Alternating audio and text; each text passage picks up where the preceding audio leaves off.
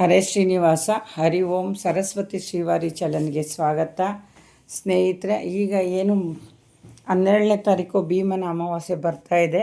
ಈ ಅಮಾವಾಸ್ಯೆ ಆದ ನಂತರ ಬರುವಂತಹ ಒಂದು ಭಾನುವಾರ ಮತ್ತು ಸೋಮವಾರ ನಾಗರ ಪಂಚಮಿ ಬರ್ತಾ ಇದೆ.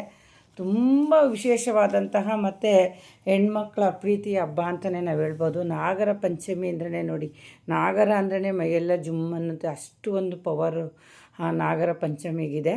ಹಂಗಾಗಿ ಯಾರು ಹಿಂದಿಂದ ಒಂದು ಸಂಪ್ರದಾಯ ಮಾಡ್ಕೊಂಬಂದಿದ್ದಾರೆ ಮತ್ತು ಅದನ್ನು ಒಂದು ದೊಡ್ಡ ಹಬ್ಬ ಥರನೇ ಒಂದು ಆಚರಣೆ ಮಾಡ್ತಾರೆ. ಕೆಲವರು ಸಿಂಪಲಾಗಿ ಒಂದು ಆಚರಣೆ ಮಾಡ್ತಾರೆ. ಅವರವರು ಮನೆತನದಿಂದ ಮಾಡ್ಕೊಂಬಂದಂತಹ ರೀತಿ ನೀತಿಲಿ ಅವರು ಈ ನಾಗರ ಪಂಚಮಿನ ಆಚರಣೆ ಮಾಡ್ತಾರೆ. ಅದು ಯಾವಾಗ ಬಂದಿದೆ ಅಂತ ನೋಡೋಣ ಸ್ನೇಹಿತರೆ. ಇದೇ ತಿಂಗಳು 16ನೇ ತಾರೀಕು 2026 ಆಗಸ್ಟು ಭಾನುವಾರ 16ನೇ ತಾರೀಕು ಚೌತಿ ಬಂದಿದೆ. ಮತ್ತು 17ನೇ ತಾರೀಕು ನಾಗರ ಪಂಚಮಿ ಬಂದಿದೆ ಸೋಮವಾರ. 2 ದಿವಸನೂ ಕೆಲವರು ಹಾಲನ್ನು ಭಗವಂತನಿಗೆ ನಾಗಪ್ಪನಿಗೆ ಹಾಕ್ತಾರೆ. ಕೆಲವರು ಚೌತಿ ದಿನ ಹಾಲು ಹಾಕ್ತಾರೆ, ಕೆಲವರು ಪಂಚಮಿ ದಿನ ಹಾಕ್ತಾರೆ, ಕೆಲವರು ಹೆಣ್ಮಕ್ಳು ಚೌತಿ ದಿನ ಹಾಕ್ತಾರೆ, ಕೆಲವರು ಗಂಡು ಮಕ್ಕಳು ಹೆಣ್ಮಕ್ಳು ಎಲ್ಲರೂ ಒಂದು ಪಂಚಮಿ ದಿವಸ ಹಾಕಿ ಒಂದು ಪೂಜೆ ಅಂತ ಮಾಡ್ತಾರೆ. ಕೆಲವರು ವ್ರತ ಅಂತಲೂ ಸಹ ಇದನ್ನು ಮಾಡ್ತಾರೆ. ನಮ್ಮ ಕಡೆ ಎಲ್ಲ ನಾವು ಪೂಜೆ ಅಂತಲೇ ತುಂಬ ಸರಳವಾಗಿ ಸಿಂಪಲ್ಲಾಗಿ ಮಾಡೋಂತಹ ಒಂದು ನಾಗರ ಪಂಚಮಿ ಆಗಿದೆ. ನಾಗರ ಪಂಚಮಿ ಹಿಂದಿನ ದಿವಸ ಏನು ಚೌತಿ ಬರುತ್ತೋ ಅವತ್ತು ಉಪವಾಸ ಇದ್ದು ಒಂದು ವ್ರತ ಪೂಜೆ ಮಾಡಿದ್ರೆ ಬಹಳ ಒಳ್ಳೆಯದಂತೆ ಸ್ನೇಹಿತರೆ. ಹಂಗಾಗಿ ಚೌತಿ ದಿವಸ ಕೆಲವು ಹೆಣ್ಮಕ್ಳುಗಳೆಲ್ಲ ಉಪವಾಸ ಇರೋದ್ರಿಂದ ಕುಟುಂಬಕ್ಕೆ ಮತ್ತು ಅವರ ಅಣ್ಣ ತಮ್ಮಂದಿರಿಗೆಲ್ಲ ಭಾಳ ಒಂದು ಒಳ್ಳೆಯದಾಗುತ್ತೆ. ಅಣ್ಣಂದಿರಿಗೆ ತುಂಬ ಏಳಿಗೆ ಕೊಡೋ ಅಂತಹ ಈ ಒಂದು ಹಬ್ಬ ಅಂತಲೇ ಹೇಳ್ಬೋದು. ಹೆಣ್ಣುಮಕ್ಳು ಉಪವಾಸ ಇದ್ದು ಈ ಪೂಜೆ ಮಾಡಿದ್ರೆ ಅಣ್ಣ ತಮ್ಮಂದಿರಿಗೆ ತುಂಬ ಒಳ್ಳೆಯದಾಗುತ್ತಂತೆ ಸ್ನೇಹಿತರೆ. ಹಂಗಾಗಿ ಚೌತಿ ದಿವಸ ಉಪವಾಸ ಇದ್ದು ಪಂಚಮಿ ದಿವಸ ಹಾಲನ್ನು ಎರೀತಾರೆ. ಹಾಗಾಗಿ ಪ್ರತಿಯೊಬ್ಬರು ಈ ಒಂದು ನಾಗರ ಪಂಚಮಿ ದಿವಸ ಏನು ಚೌತಿ ಬರುತ್ತೆ ಹಿಂದಿನ ದಿವಸನೇ ಶನಿವಾರನೇ ನೀವೆಲ್ಲ ಒಂದು ರೆಡಿ ಮಾಡಿಕೊಂಡು ಚೌತಿ ದಿವಸ ಹಾಲನ್ನ ಎರೆಯುವಂಥವ್ರು ಹೋಗಿ ಏನು ನೀವು ಸಂಪ್ರದಾಯದ ಪ್ರಕಾರ ಕೆಲವರು ಹುತ್ತಕ್ಕೆ ಹಾಲು ಎರೀತಾರೆ, ಕೆಲವರು ಬಂದು ಏನಪ್ಪ ಪ್ರತಿಮೆ ಇರುತ್ತೆ, ನಾಗರ ಪ್ರತಿಮೆಗಳು ಅಂದರೆ ನಾಗರ ಕಲ್ಲು ಅಂತ ಹೇಳ್ತೀವಲ್ಲ, ಅಲ್ಲೋಗಿ ಒಂದು ಹಾಲು ಎರೆಯುವಂಥದ್ದು ಇರುತ್ತೆ. ಕೆಲವರು ಮನೇಲೇ ಒಂದು ಹುತ್ತದ ಮಣ್ಣನ್ನು ತೊಗೊಂಬಂದ್ಬಿಟ್ಟು ನಾಗಪ್ಪನ ಮಾಡಿ ಅದಕ್ಕೋಸ್ಕರನೂ ಹಾಲನ್ನ ಹಾಕ್ಬಿಟ್ಟು ಒಂದು ಪೂಜೆ ಮಾಡ್ತಾರೆ. ಕೆಲವರು ಅರಿಶಿಣದಿಂದನೂ ಮಾಡಿ ನಾಗಪ್ಪನ ಮಾಡಿ ಅದಕ್ಕೂ ಸಹ ಅವರೊಂದು ಪೂಜೆ ಮಾಡೋವಂಥ ಸಂಪ್ರದಾಯ ಇಟ್ಕೊಳ್ಳುತ್ತೆ. ಹಾಗಾಗಿ ಅವ್ರವ್ರ ಯಥಾಶಕ್ತಿ ಮಾಡೋ ಅಂಥವ್ರು ಮಾಡಿ, ಹೊಸ್ದಾಗಿ ಮಾಡ್ತೀವಿ ಅಂದವರು ಮಾಡ್ಬೋದು. ಇಲ್ಲ ಅವ್ರು ಏನು ಅವ್ರ ಹಿಂದೆ ಅತ್ತೆ ಮಾವ ಏನು ಮಾಡ್ಕೊಬಂದಿರ್ತಾರೋ ಅದೇ ಥರನೇ ನಮ್ಮ ಕಡೆ ಎಲ್ಲ ಏನು ಮಾಡ್ತೀವಿ ಅಂತಂದರೆ ಈ ದೇವ್ರುಗಳು ಮಾಡೋಕ್ಕೆ ಹೋದಾಗ ನಾಗರು ಅಂತ ಮಾಡ್ತೀವಿ ನಾವು. ಹಂಗಾಗಿ ಪಂಚಮಿ ದಿವಸ ನಮ್ಮ ಕಡೆ ಮಾಡೋದು ಕಡಿಮೆನೇ. ನಾವು ಗಂಗಮ್ಮ ಮಾಸ್ತಮ್ಮ ನಾಗರು ಅಂತ ಒಂದೇ ಸರಿ ವರ್ಷಕ್ಕೊಂದು ಹಬ್ಬಗಳಲ್ಲಿ ಮಾಡ್ಕೊಂಬಂದ್ಬಿಡ್ತೀವಿ. ಕೆಲವರು ಗೌರಿ ಹಬ್ಬದಲ್ಲಿ ತೆನೆ ಎರೀತಾರೆ, ಕೆಲವರು ಯುಗಾದಿ ಹಬ್ಬದಲ್ಲಿ ನಾಗಪ್ಪನಿಗೊಂದು ಹಾಲು ಹಾಕುವಂಥ ಸಂಪ್ರದಾಯ ಇರುತ್ತೆ. ನಾವೆಲ್ಲ ಯುಗಾದಿ ಹಬ್ಬಗಳಲ್ಲಿ ಹಾಕುವಂಥ ಸಂಪ್ರದಾಯ ಇದೆ. ಕೆಲವರು ಪಂಚಮಿಲೂ ಸಹ ಹಾಕುವಂಥವ್ರಿಗೆ ತುಂಬ ಇದು ಒಳ್ಳೆಯದಾಗುತ್ತೆ ಸ್ನೇಹಿತರೆ.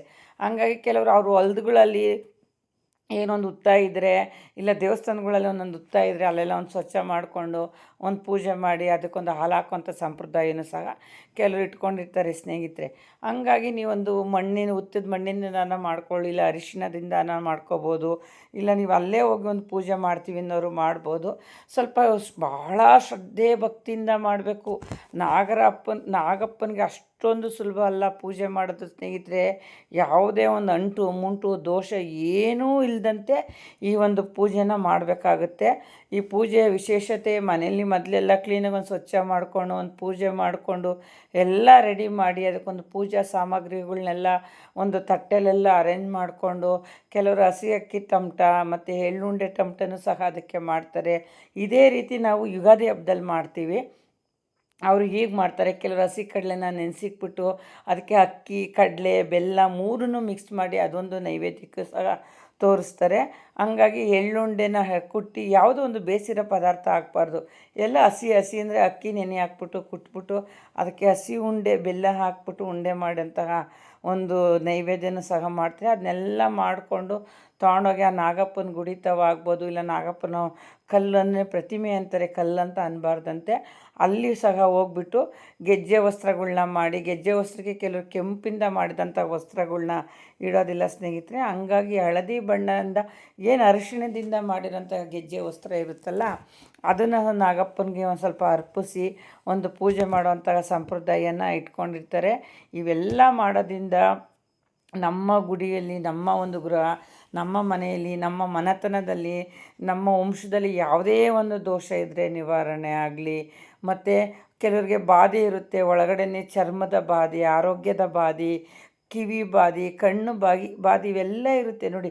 ಯಡಿಯೂರು ಸಿದ್ಧಲಿಂಗೇಶ್ವರನಿಗೆ ನಾವು ಒರೆಸ್ಕೊಳ್ತೀವಿ, ಏನೇ ಒಂದು ಸಣ್ಣ ಪುಟ್ಟ ಬಾಧೆ ಇದ್ರೂ ಬೇಗ ಕಡಿಮೆ ಆಗಿಬಿಡುತ್ತೆ. ಈ ಕಿವಿ ನೋವು, ಒಂದು ಸ್ವಲ್ಪ ಸಣ್ಣ ಪುಟ್ಟ ತಲೆಗಳಲ್ಲಿ ಗಾಯ ಆಗೋದು, ಗುಳ್ಳೆಗಳು, ಈ ಥರ ಎಲ್ಲ ಆದಾಗ ನಾವು ನಂಜನಗೂಡಿಗೆ ಕೆಲವರು ಹರಿಸ್ಕೋತಾರೆ, ಗದ್ಗೆ ಮಠಗಳಿಗೆ ಹರಿಸ್ಕೋತಾರೆ, ಯಡಿಯೂರು ಸಿದ್ಧಲಿಂಗೇಶ್ವರನಿಗೆ ಹರಿಸ್ಕೋತಾರೆ.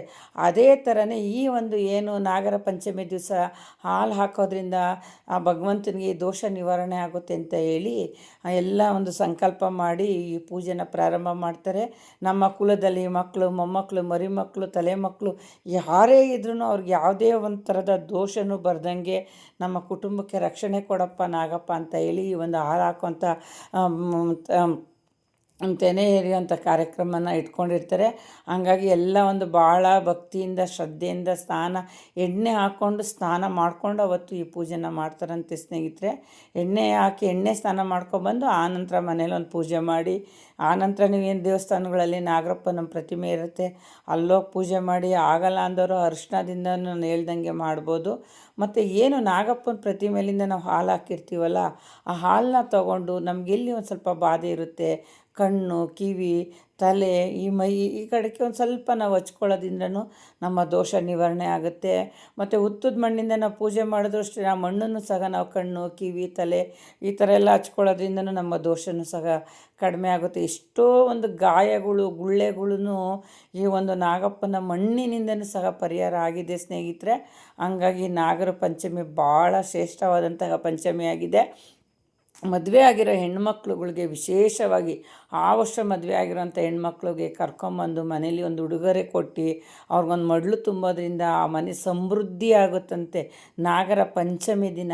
ಹಂಗಾಗಿ ಆ ವರ್ಷ ಏನೊಂದು ಮದುವೆ ಆಗಿರೋಂಥ ಹೆಣ್ಮಕ್ಳುಗಳಿಗೂ ಕರ್ಕೊಂಬಂದು ಒಂದು ಮಡ್ಲು ತುಂಬೋದು. ಒಟ್ಟಿನಲ್ಲಿ ಹೆಣ್ಮಕ್ಳಿಗೆ ಮಡ್ಲು ತುಂಬೋ ಕಾರ್ಯಕ್ರಮ, ಅವ್ರಿಗೊಂದು ಗಿಫ್ಟು, ಒಂದು ಉಡುಗೊರೆ ಕೊಡೋದ್ರಿಂದನೂ ಎಷ್ಟೋ ಒಂದು ಒಳ್ಳೆಯದಾಗುತ್ತೆ. ಮತ್ತು ನಾಗಪ್ಪ ಹೇಳ್ತಾರಂತೆ, ನಾನು ಯಾವ ಆಕಾರದಲ್ಲಿ ಇರ್ತೀನೋ ಆ ಆಕಾರಕ್ಕೆಲ್ಲ ನೀವೊಂದು ಪೂಜೆ ಮಾಡಿದ್ರೆ ನಿಮ್ಮ ಇಷ್ಟಾರ್ಥ ನಾನು ಈಡೇರಿಸ್ತೀನಿ, ನನ್ನ ಮನಸ್ಸು ಸಂತೃಪ್ತಿ ಆಗುತ್ತೆ ಅಂತ ಹೇಳಿರ್ತಾರಂತೆ.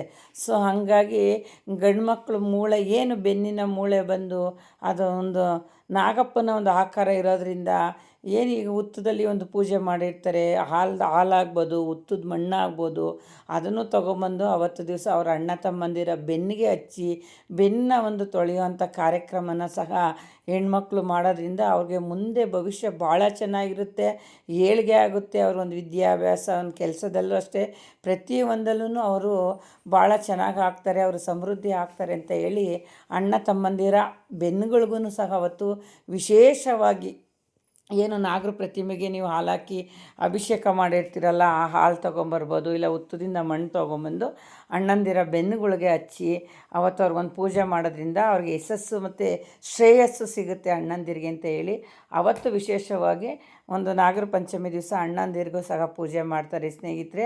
ಈ ಎಲ್ಲ ಒಂದು ಪೂಜೆ ಪುರಸ್ಕಾರ ಭಾಳ ನಿಯಮ ಮಾಡಿ ಚೌತಿ ದಿವಸ ಆದಷ್ಟು ಉಪವಾಸ ಇರ್ತಾರೆ. ಉಪವಾಸ ಇದ್ದು ಪಂಚಮಿ ದಿವಸ ಒಂದು ಗಂಡು ಮಕ್ಕಳಾಗಲಿ ಹೆಣ್ಮಕ್ಳಾಗಲಿ ಪ್ರತಿಯೊಬ್ಬರೂ ನೀವು ಪಂಚಮಿ ದಿವಸನೇ ಒಂದು ಹಾಲನ್ನ ಹಾಕಿ ಆ ಸ್ವಾಮಿ ಒಂದು ಪೂಜೆ ಮಾಡೋದ್ರಿಂದ ಸಕಲ ದೋಷನೂ ಸಹ ನಿವಾರಣೆ ಆಗುತ್ತೆ ಸ್ನೇಹಿತರೆ. ಮತ್ತು ಕೆಲವು ಕಡೆ ಅವ್ರವ್ರ ಸಂಪ್ರದಾಯಂತೆ, ಅವರ ಮನೆತನದಂತೆ, ಅವ್ರ ಊರುಗಳ ಕಡೆಯಂತೆ ಅವ್ರವ್ರ ರೀತಿ ನೀತಿಯಲ್ಲಿ ಅವರು ಒಂದು ಆಚರಣೆ ಮಾಡ್ಕೊಂಡು ಬರ್ತಾರೆ. ಕೆಲವರು ಭಾಳ ಸರಳವಾಗಿ ಸಿಂಪಲ್ಲಾಗಿ ಆಚರಣೆ ಮಾಡ್ತಾರೆ. ಅದು ಅವರವರ ಒಂದು ಮನೆತನಕ್ಕೆ ಸೇರತಕ್ಕದ್ದು. ಇರೋದ್ರಲ್ಲಿ ಹಾಲು ಮಾತ್ರ ಎಲ್ಲರೂ ಹಾಕಲೇಬೇಕು ಭಗವಂತನಿಗೆ. ಹಂಗಾಗಿ ಇದೊಂದು ನೀವು ಹಾಲು ಒಂದು ಸ್ವಾಮಿಗೆ ಹಾಕೋದಕ್ಕೆ ಮುಂಚೆ ಭಾಳ ಒಂದು ಶ್ರದ್ಧೆ ಭಕ್ತಿಯಿಂದ ಸ್ವಚ್ಛವಾಗಿರಬೇಕು. ಸರ್ಪದೋಷ ನಿವಾರಣೆ ಆಗಬೇಕು ಅಂದರೆ ಭಾಳ ನಿಯಮವಾಗಿ ನೀವು ಒಂದು ಆಚರಣೆ ಮಾಡ್ಕೊಳ್ತಾ ಬನ್ನಿ. ಯಾವುದೇ ಕಾರಣಕ್ಕೂ ನಮ್ಮ ಮನೆ ಒಳಗಡೆ ಬರ್ದಂಗಿರಪ್ಪ ಅಂತ ಕೇಳ್ಕೊಂಡು ಒಂದು ಸಂಕಲ್ಪ ಮಾಡಿಕೊಂಡು ಏನು ಕಣ್ಣು ಕಿವಿ ಬಾಧೆ ತಲೆ ಬಾಧೆಗಳು ಇವೆಲ್ಲ ಇರುತ್ತೆ, ಆ ಗಾಯ ರುಜಿನಗಳೆಲ್ಲ ವಾಸಿ ಆಗಬೇಕು. ಮತ್ತು ಎಷ್ಟೋ ಜನಕ್ಕೆ ಸಂತಾನ ಭಾಗ್ಯ ಇರಲ್ಲ, ಅಂಥವರು ಸಹ ಪಂಚಮಿ ದಿನ ಹಾಲು ಹಾಕಿ ಆ ಭಗವಂತನಲ್ಲಿ ಸಂಕಲ್ಪ ಮಾಡ್ಕೊಬಂದು ಅವ್ರಿಗೆ ಸಂತಾನ ಭಾಗ್ಯ ಆಗೋವಂಥದ್ದು ಇದೆ.